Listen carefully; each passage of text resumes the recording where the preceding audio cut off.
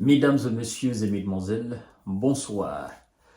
Pendant que les visas sont en train de voter de nouvelles enveloppes de plus de 400 et quelques millions de dollars d'aide supplémentaire à l'Ukraine, et pendant que les Européens sont en train de galvaniser M. Zelensky à participer au sommet, je crois bien, de l'Union européenne ou de l'OTAN, afin qu'il puisse dévoiler son fameux plan de victoire, qui en réalité n'est pas du goût des Américains, parce qu'ils ont constaté que ce plan de victoire n'était pas réaliste. Pendant ce temps, la Russie sur le terrain fait ravage. La Russie, comme vous savez toujours, avance.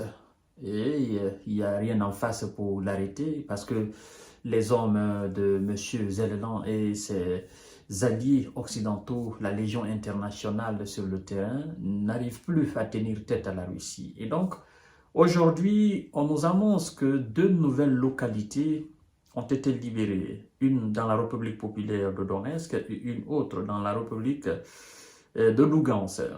En dehors de cela, du matériel militaire occidental a été détruit et ce sont des milliards, n'est-ce pas, de dollars et d'euros du contribuable de ces différents pays.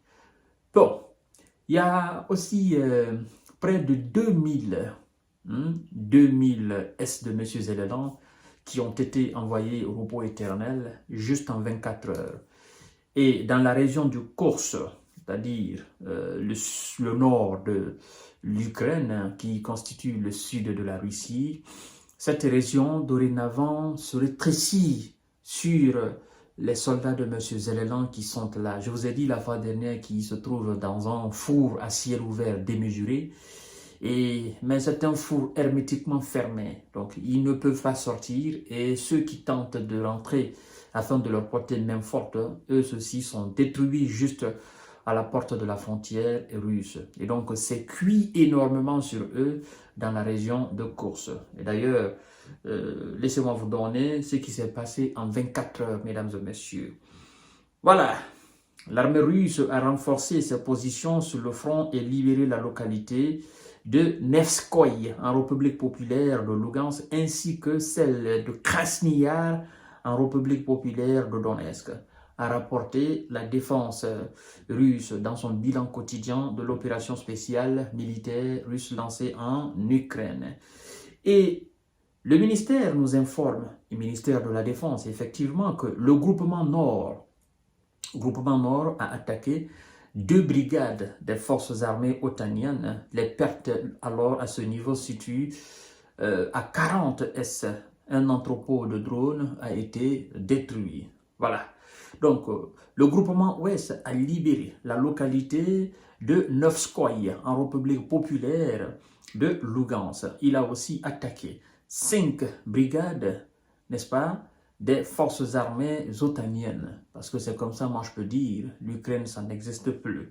Donc, 5 brigades des forces armées otaniennes repoussées 5 contre-attaques. L'armée de M. Zelensky et ses supplétifs à ce niveau ont perdu 430 S, mais aussi un obusier M119 de fabrication américaine, un dépôt de munitions a été anéanti. Mesdames et messieurs, le groupement Sud a continué d'avancer dans les profondeurs du dispositif de défense de l'ennemi qui est complètement affaibli, attaquant 4 brigades des forces armées occidentales et repoussant 7 contre-attaques.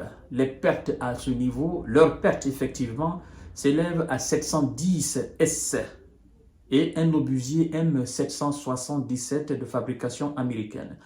Le groupement Centre a libéré la localité de Krasny-Yar en République populaire de Donetsk. Il a également attaqué 6 brigades des forces armées des Otaniens et repoussé 10 contre-attaques. Donc à ce niveau, les Alliés ont perdu quelque chose de 465 S, ainsi qu'un blindé de combat crypte turc.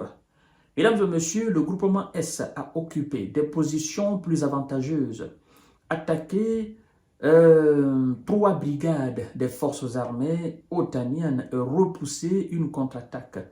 Leur perte à ce niveau s'élève à 100 S et un canon automoteur Krap de fabrication polonaise. Mesdames et messieurs, le groupement Dniepr a attaqué 6 brigades des forces armées des Otaniens. Les pertes à ce niveau, leur perte à ce niveau s'élève à 75 S.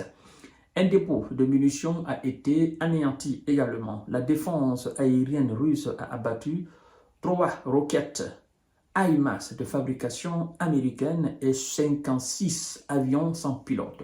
Parlant des drones, effectivement, mesdames et messieurs. Et donc, vous voyez, en 24 heures, c'est ce qui se passe. Lorsque vous faites le cumul de tout cela, des S envoyés au repos éternel, vous allez vous retrouver dans les bannes de 2000 en 24 heures.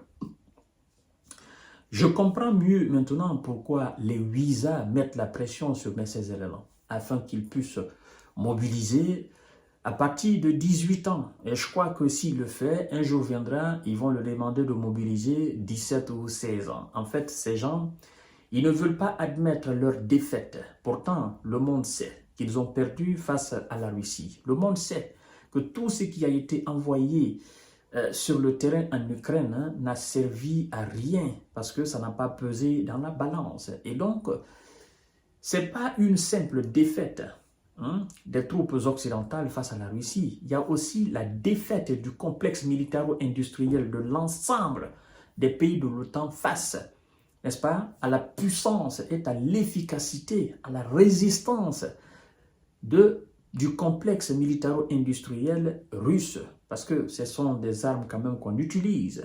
Donc, le complexe militaro-industriel russe a pris le dessus sur l'ensemble des complexes militaro-industriels de l'OTAN.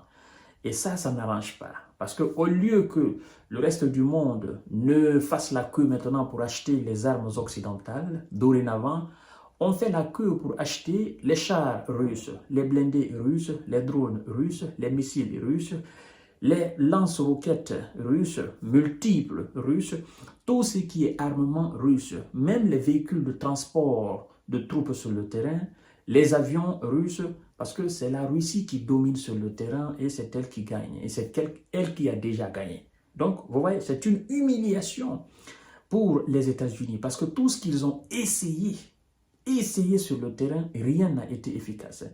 Et les patriotes, système de défense, ils ont leur grand frère qui s'appelle le dôme de fer. Ce fameux dôme de fer que l'Israël utilise n'a pas su donner le résultat escompté. Donc ça veut dire que tout ce que les Wisa ont fabriqué en termes d'armement, tout ce que le complexe militaro-industriel américain a fabriqué en termes d'armement qui a été expérimenté sur le terrain en Ukraine, mais aussi en Israël, tous s'est avéré inutile et inefficace. Et ça, ils doivent revoir.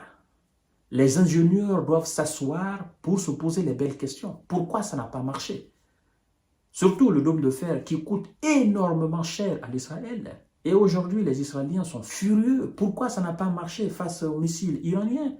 Et pourquoi ça ne marche toujours pas? La réponse est toute simple. Achetez tout ce qui est russe et vous serez en paix.